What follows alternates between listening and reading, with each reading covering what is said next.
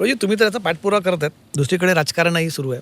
29 च्या आता पुढच्या निवडणुका, आता बारामतीची पोटनिवडणुका झाली, सगळं झालं. विलिनीकरणाचं काय होईल? तुम्ही तर म्हणतात की चर्चा थांबल्यात आता विलिनीकरणाच्या. आता शक्यता नाही वाटत तुम्हाला ती? भाजपबरोबर राहून तो पक्ष जर आम्ही त्यांच्याकडे येईल असं त्यांना वाटत असेल तर मला वाटत नाही पवारसाहेब ते होऊन देतात. पण ना अशी चर्चा मधल्या काळात आम्ही जी कानावरती यायची ती सांगतोय की आमच्या पण सोर्सेसमध्ये किंवा पॉलिटिकल सर्कल्समध्ये किंवा जर्नलिस्टिक सर्कल्समध्ये चर्चा असायची की सत्तेत तुम्ही पण जाणार, तुमचा पक्ष सत्तेत जाणार. आता चांगल्या पत्रकारांनी जर तरचे प्रश्न विचारून असं म्हणतात, पण तरीसुद्धा ही एक आपण वेगळी केस म्हणूया, कारण ह्याच्यामध्ये शक्यता अमाप आहेत आणि समोर ओपन आहेत. परम्युटेशन कॉम्बिनेशन अनेक समोर आहेत तिथे. अशी समजा भूमिका जर असेल पक्षाची की भाजपसोबत जाऊया, तर अशाच रोहित पवारांची काय भूमिका असेल? माझी विरोधात राहूया. तर पण खुद्द पवारसाहेबांनी, सुप्रियाताईंनी अशी भूमिका घेतली तरी पण माफी मागावी लागेल आणि मला वेगळा निर्णय घ्यावा लागेल. तुम्ही त्यांना पवार म्हणजे अशा केसमध्ये तुम्ही शरद पवारांना आणि सुप्रिया सुळेंना सोडणार? पण मला विश्वास साहेबांच्या विचारावर मी आहे. शक्यता म्हणून विचारलं. शक्यता होऊच शकत नाही. साहेब भाजपबरोबर जाऊच शकत नाही. नाही, जाऊ शकत नाही, पण मधल्या काळात चर्चा आमच्या ज्या कानात त्याच्यामुळे तुम्हाला विचारलं. पण तुम्ही म्हटलं स्पष्टपणे, आता कशाला त्याच्यावर तुम्ही मागे जातात की तुम्हाला वेगळा विचार करावा लागेल अशा केसमध्ये. जर असं पाटील जर निर्णय घेतला तर जर तरच आहे. जर म्हटलं म्हणजे ते लगेच तसं होतं, त्यातला भाग नाही. 29ला काय कराल तुम्ही? पवार विरुद्ध पवार पुन्हा बारामतीत संघर्ष होईल असं वाटतं तुम्हाला?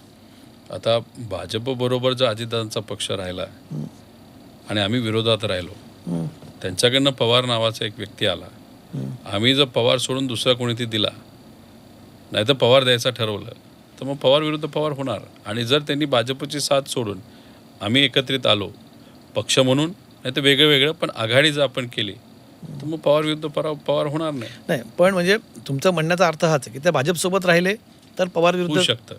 पवार विरुद्ध पवार संघर्ष अटळ आहे. होऊ शकतो. पण खुद्द पवार साहेब मधल्या काळात म्हणाले, सुप्रिया सुळे की इथून पुढे हा पवार विरुद्ध पवार संघर्ष नको, त्याला तुम्ही छेद देता एक प्रकारे. असं त्यांना वाटत असावं की तो पक्ष भाजपला सोडून एकत्रित येईल, असं कदाचित त्यांना वाटत असावं. त्यांच्या पक्षामध्ये आता सध्या नेतृत्वावर अनेक प्रश्न उपस्थित केले जातात. मूळ जो आरोप होतोय तो नव्या नेतृत्वाबद्दल आहे. पार्थ पवारांबद्दल आरोप आहे. तुमचे बंधू आहेत. अजित पवारांच्या अनुपस्थितीमध्ये ते पक्ष चालवू शकतील? पवार अजितदादांची जागा कुणीच घेऊ शकत नाही. ते पण त्यांच्या नेतृत्वात तुम्हाला काय वाटतं? ते आता नवीनच पक्ष चालवायला अनुभव फार वेगळा लागतो.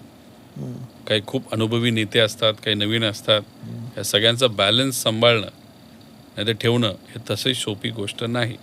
तारेवरची कसरत आहे आणि ती कसरत करण्याची जर धमक त्याच्यामध्ये असेल तर तो नीट करेल. त्यांच्या तक्रारी घेऊनच काही नेते शरद पवारांना भेटले की तुम्ही त्यांना एक परिवाराचे सदस्य म्हणून त्यांना समज द्यावे असं म्हणतात पार्थ पवार. साहेबांबरोबर चर्चा काय झाली हे मला माहीत नाही, पण नवीन पिढी आली तर तक्रार जुनी लोक करतातच. पण टेम्परामेंट आहे. तुम्ही आता इतकी वर्ष राजकारणात आहात, तुम्हाला वाटतं की हा इतका मोठा पक्ष सांभाळायचा आहे, तुम्ही जरी विरोधात असला इतकी वर्ष, कारण तुमचा माणसाचं लक्ष स्वतःच्या पक्षापेक्षा जास्त विरोधकांवरती जास्त लक्ष असतं. तुमचे ते काही झालं तरी मधल्या काळात राजकीय विरोधक होतात पक्ष म्हणून. असा पक्ष सांभाळणं की ज्या खुबीने त्यांना दादाने सांभाळलं होतं अजित पवारांनी. कुणी किती हुशार असतं, नाही तर जन्मापासून हुशार असला तरी एखादी जबाबदारी अचानकपणे आली तर सहजपणे त्याच स्वभावामध्ये कुठलेही बदल न करता ती जबाबदारी पेलता येत नाही. तुम्हाला स्वभाव बदलावे लागतात. काही गोष्टी तुम्हाला स्वीकाराव्या लागतात. काही लोकांना तुम्हाला विश्वासात घ्यावं लागतं. आणि ह्या सगळ्या गोष्टी नाही केल्या तर जबाबदारी पेलणं अवघड वाटतं. तुम्हाला वाटतं पार्थना काय बदल करावं लागतील? काय सल्ला द्याल तुम्ही? तुम्ही मोठे की तुम्ही मोठे असाल माझ्या मते पार्थ पवारांना. एक मोठा भाऊ म्हणून काय सल्ला द्याल पार्थ पवारांना? हलके कान ठेवू नयेत. तिथं असणाऱ्या आमदारांना विश्वासात घ्यावं. काही जे नेते दादांबरोबर अनेक वर्षांपासून प्रामाणिकपणे राहिलेले आहेत विदाऊट एनी अपेक्षा, त्यांना थोडंसं विश्वासात घेऊन ती जी यादी कुठली त्यांनी काढलेली आहे त्याच्यात ठराविकच लोक दिसतात. त्या ठराविक लोकांपेक्षा जर इतर जवळचे विविध एरियातले जाती धर्माच्या लोकांना जर त्याच्यामध्ये संधी देण्यात आली तर कदाचित एक चांगला संदेश जाऊ शकतो. आता मी बोलेल ते ऐकतात असं होत नसतं, पण तरीसुद्धा तुम्ही म्हणालात म्हणून मी बोललो. एक वडीलकीचा सल्ला म्हणून. पण असं आहे का की तुमचा तसा मतदारसंघ अहिल्यानगरमध्ये आहे, कर्जत जामखेड. तुमच्या अलीकडे बारामतीला बऱ्याच चक्रा वाढल्या आहेत, तर तुम्ही काय तिकडे लक्ष घालताय? तुमची काय एक आपण समजून घ्या, एक तर मी बारामतीकर आहे. हो, माझं मतदान बारामतीमध्ये आहे. पण कर्जत जन्म बारामतीचा असला तरी लढायला मला कर्जत जामखेडली तिथं शिकवलेलं आहे. लहानपणीपासून बारामतीकरांचं आणि पवार परिवाराचं एक वेगळं नातं आहे. दादा तिथं असताना आमची कोणाची जरूरत नव्हती, कारण दादा एकटे सगळं काय करू शकत होते. आज दादा नसल्यामुळे पवार परिवार म्हणून पॉलिटिकली नाही, पण जिथं कुठं एखाद्या व्यक्तीला बारामतीकराला कुठलीही अडचण आली तर ती सोडवावी तर लागतेच. त्यामुळे परिवार म्हणून एकत्रित असलो काय नसलो काय तरीसुद्धा बारामतीकरांचा एखादा फोन आला, एखादी अडचण असेल, ती नेत्यांकडनं जे सत्तेत आहेत त्यांच्याकडनं सुटत असेल तर चांगली गोष्ट आहे. जर आम्हाला फोन आला तर आम्ही दुर्लक्ष तर करू शकत नाही. पण माझा प्रश्न आहे की तुम्ही बारामतीत थोडं लक्ष घालताय, याचा असा अर्थ काढला जातो की तुम्ही पुढच्या 29ला काही बारामतीतनं लढण्याचा विचार कराल किंवा तिथे लक्ष घालण्याचा विचार कराल, असं काही आहे का? नाही, आता मग मी परवा येवल्याला चाललो आहे. येवल्यातून तर उभा नाही राहणार, पण तिथं असणाऱ्या कांदा उत्पादक शेतकऱ्याचा मुद्दा हाती पण घेतला. तुम्ही म्हटलात ना मी मूळ बारामतीकर आहे, तुम्ही येवलेकर थोडी आहेत. येवलेकर तर भुजबळ आहेत. कोण म्हणलं येवलेकर? ते बाहेरून आलेत, ते येवलेकर नाही आहेत. हां, पण ठीक सध्या आहे. गेले 20 लोकांनी वर्ष स्वीकारलं जाणं, तसं कर्जत जामखेडली मला स्वीकारले, तिथूनच मी त्या ठिकाणी लढणार. त्यामुळे आज जो काही मुद्दे घेऊन मी तिथं चाललेलो आहे, बारामतीचा एखादा मुद्दा आला तर बारामतीमध्ये जाऊन लढणार. पण इच्छा आहे लढण्याची, कशाची? बारामतीतनं लढावं असं वाटतं तुम्हाला? नाही, मी सांगतोय कर्जत जामखेडमधून लढणार, पण बारामतीकरांना जर अडचण आली तर ती सोडवण्यासाठी प्रामाणिकपणे प्रयत्न करणार. नाही, मी म्हणतो की निवडणूक लढायची इच्छा कधी वाटते का? की आता कर्ज सोडून का बदलतात की मतदारसंघ? अनेकांनी बदलले. साहेब एकदा माढ्यातनं लढले होते, बारामतीतनं लढले, तसं होतं की बदलतात तो मतदारसंघ. पूर्वी काय झालं याच्यापेक्षा माझं तर ठाम आहे. पण नाही इच्छा बारामतीतनं नाही लढायचं.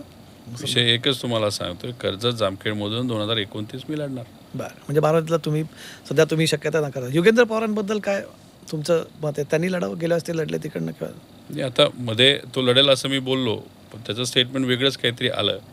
एकदा ठरवावं, लोकात चांगलं काम करतोय, लोकात जातोय, चर्चा करतोय, भेटतोय, बारामतीकरांच्या अडचणी सोडवण्याचा प्रामाणिकपणे प्रयत्न करतोय. बरंच काही विहिरी खोदण्याचं काम सुरू झालं आहे, महिलांचं काम सुरू झालं आहे. याच्यातून लोकांचं हित जपलं जात असेल तर चांगली गोष्ट आहे. अजून आक्रमक पद्धतीने करण्याची जरूरत आहे, आणि जर केली तर नक्कीच लोक त्याला स्वीकारतील. काय संवाद तुमचा कसा आहे योगेंद्र पवारांशी? काय मधल्या काळात काय विसंवाद झाला? नाही, संवाद असतो, जेव्हा एकत्रित भेटतो तेव्हा हाय हॅलो होतच. नाही, पण त्याच्या पलीकडे म्हणतो, कारण तुम्ही आता पक्षाची भूमिका तिथे मांडतात, एक पक्षाचे नेते म्हणून बघताना त्यांच्याकडे बारामतीत जाऊन मी भूमिका घेत नाही, तो बारामतीत जास्त असतो. मी महाराष्ट्राची जास्त भूमिका घेतो, आणि जर कुठं काय बारामतीत अडचण आली, पुणे कार्यालय असेल, कलेक्टर ऑफिस असेल, अजून काय असेल, तर मी त्या लेवलला ते सगळे विषय हाताळत असतो. तो लोकल राहून लोकात जाऊन तिथं तो काम करतो. पण माझं एवढंच मन आहे, कुणीही, तो मी असू, युगेंद्र असू, पार जय असू, जे काय कराल ते प्रामाणिकपणे करा, केलं पाहिजे, एवढंच मत आहे. एक मला बारामतीबद्दलच एक विषय विचारायचा होता. काही वर्षांपूर्वी 2024च्या निवडणुकांच्या आधी भारतीय जनता पक्षाच्या वरिष्ठ नेत्या आहेत, आय थिंक स्मृती इराणी की निर्मला सीतारामन, दोघींपैकी एक, मला त्याच्याबद्दल शिवरिटीने एक वाक्य त्या बोलल्या होत्या की जे अमेठीत झालं ते बारामतीत ते घडू शकतं. त्यांनी असं म्हणताना एक शब्द वापरला होता, A for Amethi, B for Baramati. तुम्ही असाल किंवा सुनेत्रा पवार, दोन्ही पक्ष जरी वेगळे असेल, शेवटी पवार आहे. बारामती पवारमुक्त होऊ शकते का? होणार नाही. का? लोकांचं प्रेम आणि आदर फक्त या दोनच गोष्टींवरती होतं. बारामती म्हणून तर वेगळी आहे. पण आता पवार वेगळे आहेत ना? हे काही असलं तरी पवार हे जे नाव आहे ते बारामतीकरांमुळे आहे, आणि पवारांचं प्रेम बारामतीवर आहे. त्यामुळे पवार हे बारामतीत राहणारच आणि लोकांसाठी काम करणारच, आणि बारामतीकरसुद्धा पवारांबरोबर राहणार.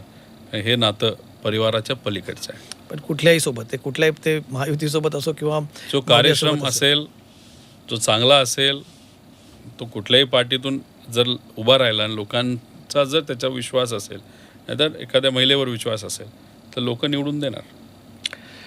ठीक आहे रोहित पवारजी, आज आपण अत्यंत मनमोकळ्या गप्पा मारल्या. आपण कुठलेही विषय राखून दिले नाही, पण तरीसुद्धा हा विषय, माझा असं आकलन आहे, हा विषय अजून संपलेला नाही आहे. अजित पवारांच्या दुर्दैवी निधनानंतर, त्यांचं अपघाती आकस्मिक निधन किंवा तुम्ही म्हणतात असा घातपात झाला, मी तेव्हाही जे वाक्य बोललो होतो की त्याच्यानंतर राजकारणाने एक वेगळ्या प्रकारे कूस बदलायला सुरुवात केली आहे. आता जे घडतं आहे त्या पक्षामध्ये हा कुठेतरी मध्यंतर आहे. अजून हा वेगळाच राजकारण बरंच समोर शिल्लक असं दिसतं आहे. 29पर्यंत कळेल तुमच्या भूमिका.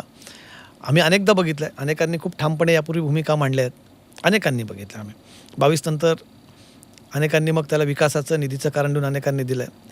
हे राजकारण नक्की पुढे कुठे जाईल? परिवारातसुद्धा आम्ही अनेक कटुता होताना बघितल्यात, आणि कटुता गोडही होतात. राजकारणात कोणी कोणाचा काय आमचा मित्र किंवा शत्रू नसतो. तुमची भूमिका तुम्ही लावून धरलेला मुद्दा कुठपर्यंत लावून धरणार, ते कुठपर्यंत जाईल हे देखील आपण बघून कदाचित तेव्हा पुन्हा एकदा असाच एक टू द पॉईंट आपण इंटरव्ह्यू करूया. आज तुम्ही आलात, खूप खूप धन्यवाद. थँक्यू.